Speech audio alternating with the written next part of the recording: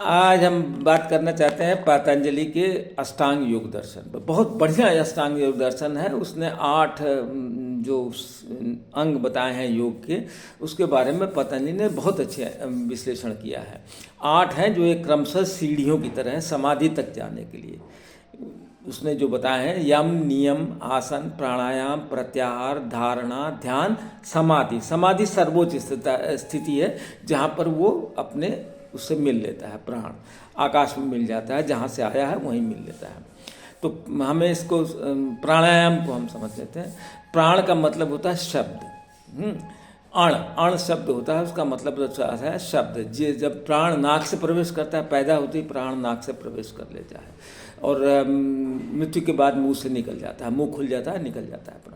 तो प्राण की ये यात्रा है। जब ये यात्रा नाक से प्रवेश कर चल रही है, तो जब ये नाक से प्रवेश करता है तो प्राण अपने को 10 भाग में बांट देता है।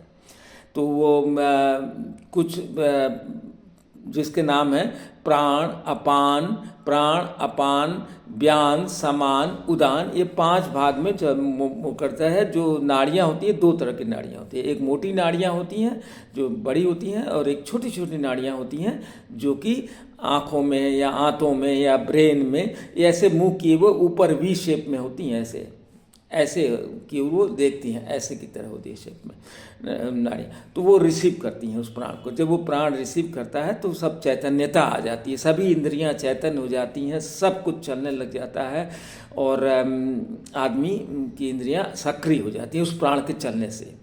सांस चलने लग जाती है, हार्ट सब कुछ हृदय में दौड़ने लगता है, खून दौड़ने लगता है और सब कुछ हो जाता है। तो नाड़ियों में प्राण चलता है। जब इसमें रुकावट आती है तब वो अंग बेकार हो जाता है। जहाँ जहाँ रुकावट हो जाएगी प्राण की, तो वहाँ पर रुकावट हो जाती है। रुकावट होने से ब्लॉक हो जाता है, प्राण रुक जाता है, तो आदमी को वहाँ पर परेशानी शुरू हो जाती है। इसी को विस्तार से बताएं तो प्राणायाम में आयाम शब्द का मतलब होता है दूरी, कितनी दूर तक प्राण जा रहा है, दूरी। आयाम का मतलब घेरा भी हुआ, आयाम का मतलब विस्तार भी हुआ। तो प्राणों का विस्तार करना पड़ता है। जब तक प्राणों का विस्तार नहीं होगा तब तक आदमी को रिलैक्स नहीं मिलेगा। तो नाड़ियाँ जब बहुत कड़ी हो जाती हैं, हार्ड हो जाती हैं, सख्त हो जाती हैं, तो प्राण उसमें चल नहीं पाता ठीक से।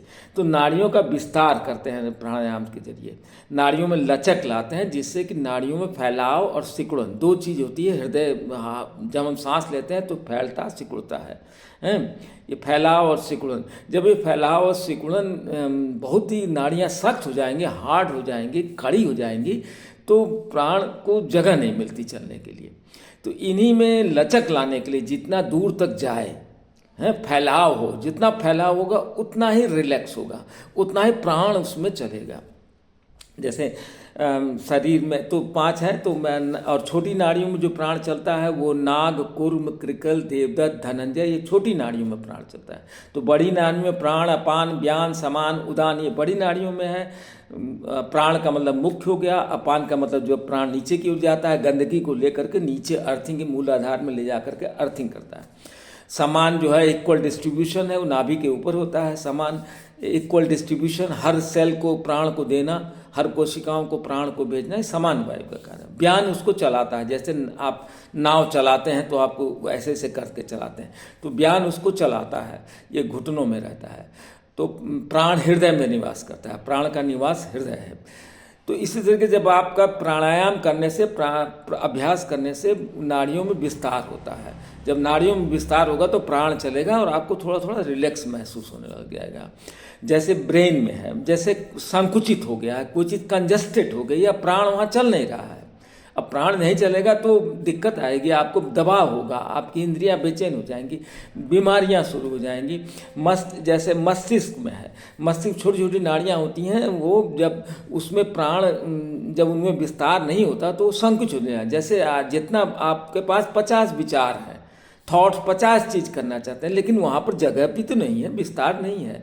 तो जैसे जैसे आपका प्राण का विस्तार होगा, मस्तिष्क का विस्तार करेंगे, आप सोच अपनी बढ़ाएंगे, तभी आप उसमें थॉट डालेंगे, तभी करेगा। अब छोटा सा कटोरा है, अब उसमें अब एक बाल्टी आपके पास है, छोटा सा लोटा है, और आपको नदी के पास जाना है पानी लेने के लिए, तो आपको 10 बार जाना पड़ेगा। अगर आपके पास बड़ी बाल्टी है तो आपको एक ही बार जाना पड़ेगा। समझाने के लिए, कमरा छोटा है, एक कमरा है, एक आदमी के रहने का, उसमें 10 आदमी आ गए तो कंजस्टेड हो गया, अब आपको घुटन होने लग जाएगी। तो इसी तरीके से जब ब्रेन में, जब वो आंतों में आपको भूख लग रही है लेकिन आंतों में जगह नहीं है, तो उसको विस्तार जब करेंगे प्राण, तो प्राण का विस्तार करना वो बताता है कि प्राण तो चलेगा लेकिन चलने के लिए नाड़ियाँ कड़ी हो गई, हार्ड हो गई, तो उसको चलाने के लिए ये है प्राण का विस्तार। जैसे एक पेंडुलम है, पेंडुलम में ऐसे ऐसे चलता है, जैसे जैसे पेंडुलम की दूरी लंबी बढ़ती जाएगी, नाड़ियाँ खुलती जाएंगी, उनके लचक होती जाएगी, तो प्राण चलेगा, तो आपको संकुचित होगा, दबाव कम हो जाएगा, प्रेशर बहुत कम हो जाएगा। और तो जब नाड़ियाँ नहीं फैल रही हैं, यहीं तक जा रही हैं, यहीं तक जा रही हैं, तो आपको सब इंद्रियों में दबाव होने लग जाएगा, आप बेचैन हो जाएंगे, परेशान हो जाएंगे, सूक्ष्म, स्थूल, सूक्ष्म और कारण तीनों में इफेक्ट, शरीर में इफेक्ट डालने लग जाएगा। तो इसलिए बोलता है प्राणों का विस्तार करने के लिए प्राणायाम का अभ्यास करने को कहता है। जितना विस्तार करेंगे उतना ही आपको ज्ञान भी बढ़ेगा। जब मस्तिष्क में जब आप विस्तार कर देंगे तो संकुचित विचारधाराएं, फंडामेंटलिज्म, रेडिकल सब खत्म हो जाएगा, क्योंकि विस्तार हो गया है। आप दूसरे की सोच को ले रहे हैं, मैं ही सब कुछ हूँ, मैं ही गलत हूँ, मैं ही हूँ, तुम गलत हो, ये सब आ जाएगा। जब आपको सब क्लियर हो जाएगा, स्पष्ट हो जाएगा, जब मस्तिष्क का विस्तार हो जाएगा हैं। अब उसमें जगह है नहीं, आप 50 चीज़ डाल रहे हैं तो वो मन परेशान हो जाएगा। तो ये प्राणायाम का मतलब हुआ कि नाड़ियों में लचक करने के लिए लचकदार हो और उसमें प्राण प्रवेश हो। प्राण तो ईश्वर तत्व है, प्राण तत्व है, वही तो ईश्वर है, प्राण है। तो प्राण जो है इसको तीन प्राणायाम में 3 है, पूरक, रेचक, कुंभक, 3 नाम से है। तो पहले एक नाक को दबाते हैं और दूसरी नाक, एक नाक से सांस को लिया जाता है और मन यहाँ होता है, मन को कुंभक, घड़े की तरह जितनी गंदगी है उसको, प्राण को लिया आपने, प्राण प्रवेश किया और शरीर में जितने भी आपका इस तरफ का, इस तरह से खींचा तो इधर का जितना मल है, बायां जो है स्त्री पक्ष है, संसार है, तो वहाँ से खींचा आपने और उसको रोका आपने, मन में रोक दिया। कुंभक मतलब घड़ा होता है, वहाँ पर आपने प्राण को रोक दिया, तो सब चीज़ उसमें आकर के रुक गई, प्राण रुक गया है, हैं। अब उसको दूसरे नाक से डिस्चार्ज करते हैं, धीरे धीरे नीचे रिलीज कर देते हैं और वो मूलाधार में अर्थिंग में चला जाता है। अर्थिंग उस पृथ्वी ले लेती है, पृथ्वी माता है, वो सब आपकी गंदगी को ले लेती है। फिर उसी दूसरे नाक से लेते हैं और उसको, तो पूरक ये हुआ, कुंभक ये हुआ, रेचक जो है निकालना, पूरण से है, भर लेना, पूरा कर लेना, प्राण को लबालब शरीर में भर देना और वो पूरण हुआ। कुंभक उसको रोक देना प्राण को। रेचक का मतलब हुआ प्राण को जो जितनी गंदगी है उसको जो निकली, प्राण ने लिया, वो निकली, उसको ले गया। मेडिकल में एक ऑक्सीडाइजेशन, एंटीऑक्सीडेंट कहते हैं शायद, मुझे जहाँ तक लगता है कि जब प्राण जलता है तो उसमें प्राण चलेगा तो जलेगा, तो जलने से आपको सब कुछ होगा, तो ईंधन होता है, ईंधन, तो एनर्जी उत्पन्न होगी। एनर्जी उत्पन्न से कुछ जो उसके कार्बन प्रोडक्ट जो विषाक्त पदार्थ बनेंगे उसको तो भी बाहर निकालना होता है ना, एंटीऑक्सीडेंट जिसको कहते हैं। तो उसको जब तक निकालेंगे नहीं तो फिर वो उसको ढक देगा। जैसे राख, लकड़ी जलाते हैं, राख का ढेर अग्नि को दबा देता है, उसी तरीके से उसको दबा देता है। तो वो जैसे फूंकते ना करके आप निकालते हैं, अग्नि को साफ करते हैं, राख को साफ करते हैं, तो अग्नि प्रज्वलित हो जाती है। उसी तरीके से हम प्राणायाम को करने के बाद, कई तरह के प्राणायाम होते हैं, हम मुख्य प्राणायाम की बात करें तो उसको निकाल करके रोक देते हैं, और रेचक में रोक देना पड़ता है। जैसे कुंभक में रोकते हैं वैसे रेचक में भी रोक देना पड़ता है। सब जितनी गंदगी है, इसको एंटीऑक्सीडेंट भी कह सकते हैं, मुझे नहीं मालूम मेडिकल टर्म।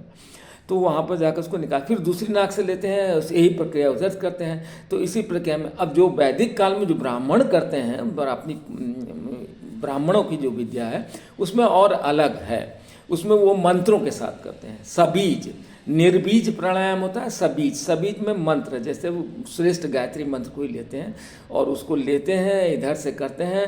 पूरा गायत्री मंत्र को लेने के बाद यहाँ पर लेते समय लेते हैं और कुंभक में रोकने के बाद उस मंत्र का पूरा जाप करते हैं, फिर उसी मंत्र के सहारे से उसको निकालते हैं। मंत्र कंपन है ना, जो मंत्र बोलते हैं वो कंपन की प्रक्रिया है, तो कंपन ही आकाश तत्व है। तो उसको उससे निकाल करके, तो उधर से लेते समय मंत्र सबीज हुआ, निकालते समय और रोकते समय भी मंत्रों का प्रयोग करके, फिर ऐसे करके वो मंत्रों को पूरा एक राउंड में 27 हो जाता है, और जब उसको 4 राउंड 108 हो जाएगा।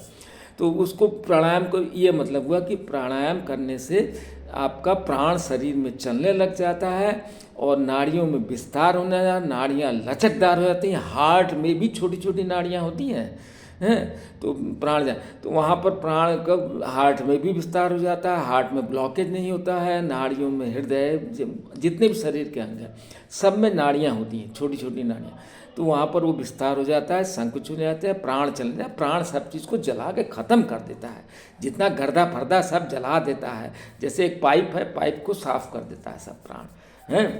जैसे आप कोई डालिए उसमें और उसको खींच करके सब प्राण निकाले। जैसे सुई है, सुई में तागा है, तो जब सुई भीतर जाती है तो तागा उसको जो है पूरा ऐसे, ये प्राण नाड़ी है, नाड़ी में आप सुई ये निडिल आपने डाला और तागा जो है वो सब खींचता हुआ बाहर ले जाता है। इसी तरीके से जैसे सुई के पीछे तागा चलता है वैसे ही प्राण के पीछे सब वो चलता है और सबको निकाल करके साफ कर देता है नाड़ी को। जब नाड़ी साफ हो जाती है तो आदमी को रिलैक्स होता है, विचार बढ़ जाते हैं, उसमें सौंदर्यता आ जाती है, चेहरा चमचमाने लग जाता है, सब कुछ होने लग जाता है। तो इसको प्राणायाम कर, क्योंकि समाधि जाने के बाद, समाधि के मतलब उस ब्रह्म से एकता एकीकरण को प्राप्त कर लेना है, मूल में मिल जाना है, जो जहाँ से निकला है वो वहीं वापस चला जाता है, तो वो आनंद ही समाधि है।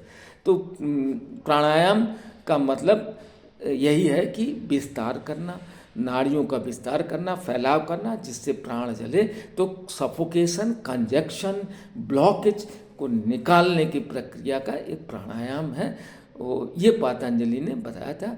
तो उसी को बताने के लिए मैं कोशिश करता हूँ, सफल हूँ नहीं सफल हूँ, लोग देखते हैं कि नहीं देखते हैं, लेकिन करते सब हैं। और ये ब्राह्मणों की विद्या है, सबको तो दी नहीं जा सकती क्योंकि सब मिसयूज कर लेते हैं, फिर भी जो उचित है वो दी गई है, लेकिन करना चाहिए प्राणायाम।